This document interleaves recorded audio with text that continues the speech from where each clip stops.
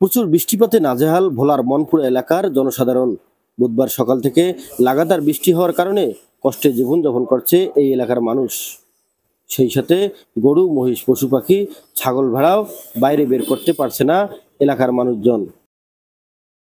কোনোভাবেই বৃষ্টি থামছে না, কাজ করতে পারছে না খেটে খাওয়া মানুষ, খাবারের সংকট পড়েছে গরু ছাগলের। গতকাল বুধবার বিকেলে কিছু সময়ের জন্য একটু থামলেও আবার শুরু হয়েছে বৃষ্টি। এমন পরিস্থিতিতে এলাকাবাসী নাজেহাল।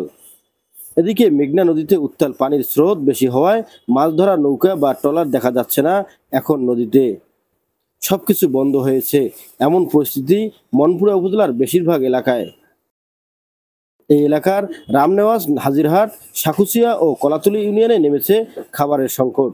বাজার ঘাটে যাইতে পারি না, গরু ছাগল সবকিছু খামারে পড়ে রয়েছে, কোনো ঘাস খাওয়াতে পারছি না। রাতি বৃষ্টি, আজকে বাজার ঘাটে যাওয়া যাইতো না, এত বৃষ্টি পানি জমে গেছে। ছাগলের খাবার দেওয়া না, খাবার নাই, সব পানিতে ডুবে গেছে।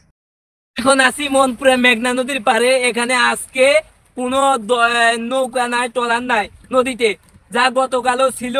পর্যটন পিপাসুরা মনপুরার এই মেঘনা নদীর কোল দেশে ছিল, আজকে তা নাই। প্রচুর বাতাস, সকাল হইতে বৃষ্টি মনপুরায়।